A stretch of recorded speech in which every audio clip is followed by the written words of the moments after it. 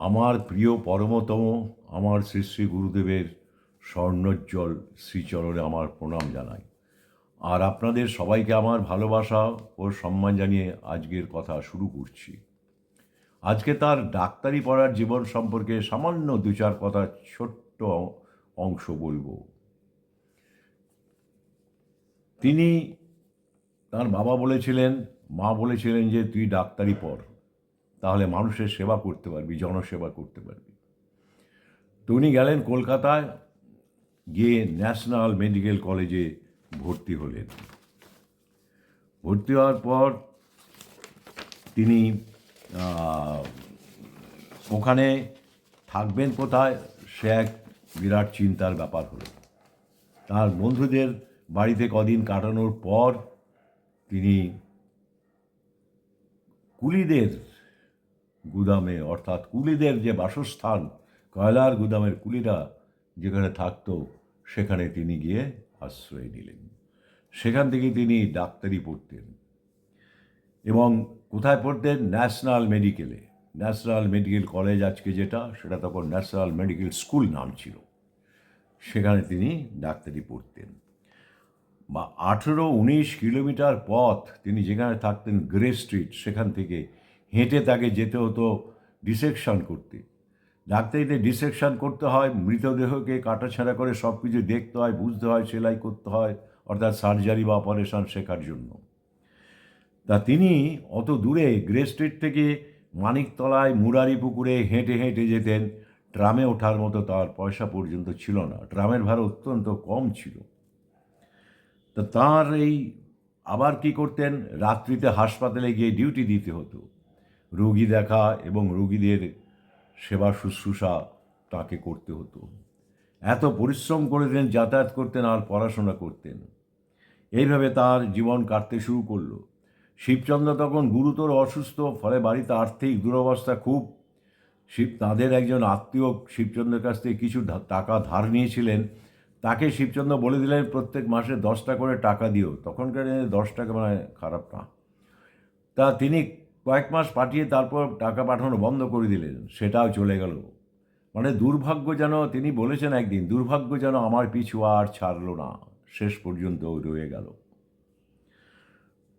এবং প্রায় দিনই তার উপবাসে কাটত, খাওয়া পেতেন না, খাওয়া জুটত না। অত্যন্ত কষ্টের মধ্যে দিয়ে উপবাসে তাঁর দিনগুলো কাটত।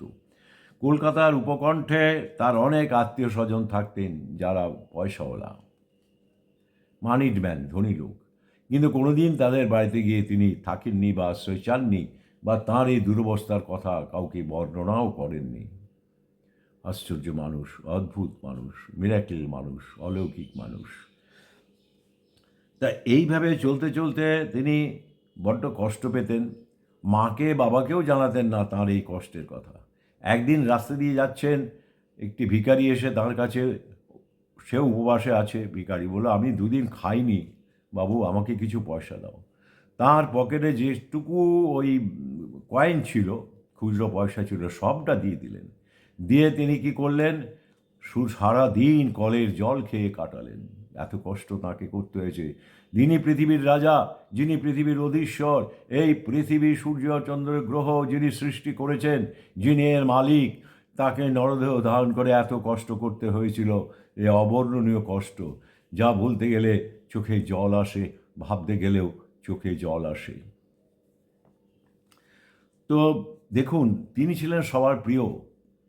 ছোটবেলায় সব বন্ধু বান্ধবদের কাছে প্রিয়। বন্ধুরা তাকে রাজা ভাই বলে ডাকতেন। বন্ধুরা যদি কোনো নিজেদের মধ্যে ডিসপিউট হতো, তা বিচারকের আসনে এই তাঁদের প্রাণের প্রিয় রাজা ভাইকে বসিয়ে বিচার করতেন। আর এই বিচারকের বিচার অন্যরকম, এখানে শাস্তি নেই কিছু, শুধু আছে মানুষটাকে বুঝিয়ে তার পরিবর্তন করার প্রচেষ্টা। এইরকম বিচারক ছিলেন তিনি। তাই প্রতিটি বন্ধু তাকে তার প্রাণের থেকেও প্রিয় বলে মনে করত, ভাবত, এবং সেভাবেই তার সঙ্গে ট্রিট করত। বেশ কিছুদিন কয়লার গুদামের থাকার পর তিনি কয়লার গুদামের বাসস্থান ত্যাগ করে চলে গিয়েছিলেন আমহার স্ট্রিটে একটি মেসে।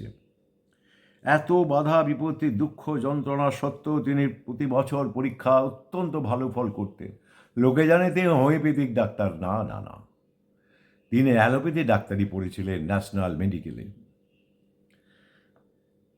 শেষ পরীক্ষায় তার উত্তরপত্র দেখে অধ্যাপকরা এত আশ্চর্যান্বিত হয়েছিল যে তাকে বিশেষ সম্মানে সম্মানিত করে সেই সার্টিফিকেট দিয়েছিল।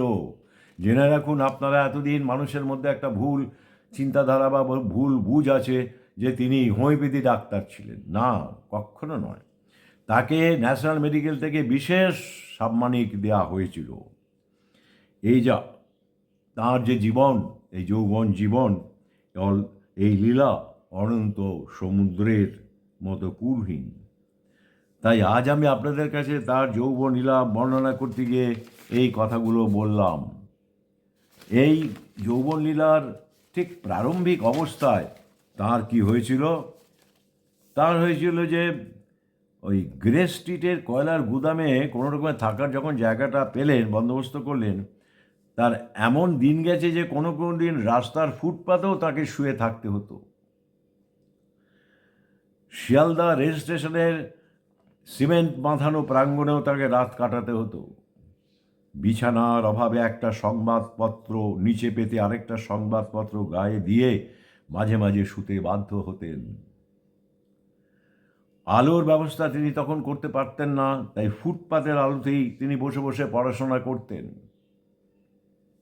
আপনারা হয়তো ভাবছেন ভগবান ইচ্ছে করলে তো সব কিছু করতে পারেন, তাহলে তিনি কেন এত কষ্ট করতে গেলেন? ইতিহাসের দিকে তাকান, আমরা জানি পুরুষোত্তম শ্রীরামচন্দ্রকেও ভয়ঙ্কর গহীন জঙ্গলে বসবাস করতে হয়েছিল। ওই সিনেমার আকাশ দিয়ে উড়ে আসছে ভগবান, এদিক দিয়ে দৌড়েছে ওদিক দিয়ে দৌড়েছে, পাখার মতো পাখা আছে তা উড়ছে, ওরকম হয় না। নরলীলায় তিনি নর মানুষ। কিন্তু আসল কথা হলো শ্রীকৃষ্ণর দিকে তাকান, দুঃসহ কষ্ট করতে হয়েছে এবং জন্মানোর সঙ্গে সঙ্গেই তার মৃত্যুর অনিবার্যতা তাকে গ্রাস করেছিল। কংসের দূত এসে তাকে মারার চেষ্টা করেছিল। আসলে মানুষ হয়ে যখন আসেন তখন মানুষের মতোই তাঁদের জীবন কাটে। প্রকৃতির কি রহস্যময় খেলা, যা আমাদের কাছে দুর্গেয়। আমরা এটা বুঝতে পারবো না কোনো দিন সাধারণ মানুষ। তো সারাদিন অর্ধাহারে বা বলা চলে একরকম অনাহারি থেকে ক্লান্ত দেহে ন্যাশনাল মেডিকেল থেকে যখন ফিরতেন তখন তার শরীরে আর কিছুই থাকতো না। ভেবে দেখুন, নিজে অনুভব করুন। অত্যন্ত নিস্তেজ হয়ে যেত শরীর। গায়ে চাপা দেওয়ার কিছু না থাকায় শীতের রাতে যখন শুতে যেতেন তখন তার শরীর কাঁপত। নিজে বলেছেন এগুলো, তার মুখনিসৃত কথা এগুলো, তার অমৃত মুখ থেকেই বেরিয়েছে এই সমস্ত কথা।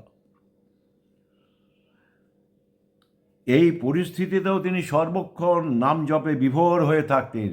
সারা রাত্রি না ঘুমিয়ে কাটাতেন, শুধু জপ করেই চলতেন, জপ করেই চলতেন। তার নিজের ভাষায়, নিজের কথায়, 6 মাস আমি ঘুমোতে পারিনি। কোন দিক দিয়ে দিন হলো, কোন দিক দিয়ে রাত হলো আমি জানি না, আমি নামে বিভোর হয়ে কাটিয়েছি। ভাবুন, যখন তিনি কয়লার গুদামে থাকতেন তখন কাপড় চোপড় এত মলিন নোংরা হয়ে যেত যে একটা সাবান কিনতে পারতেন না যে জামা কাপড় পরিষ্কার করবেন। এত সুদীর্ঘ পথ ন্যাশনাল কলেজে থাকাকালীন তাকে হেঁটে যেতে হতো ন্যাশনালে। আপনারা জানেন, নিশ্চয়ই জানেন, যারা কলকাতায় থাকেন বা কলকাতায় বেশিরভাগ যাতায়াত করেছেন, যে গ্রে স্ট্রিট থেকে, হাতিবাগানের ওদিকে গ্রে স্ট্রিট, সেই গ্রে স্ট্রিট থেকে মানিকতলার মুরারি পুকুর বলে একটা জায়গা আছে, সেখানে তিনি ডিসেকশন করতে যেতেন। ওখানে ডিসেকশন সেন্টার ছিল, মৃত মানুষের দেহটেহ কাটাকুটি ইত্যাদি ইত্যাদি। এই ডিসেকশন সেন্টারে তিনি হেঁটে হেঁটে যেতেন। তার পকেটে পয়সা ছিল না যে ট্রামে করে যেতেন। ট্রামগুলো যেত তা দেখে তার মনে খুব দুঃখ হতো, নিজেই বলছেন।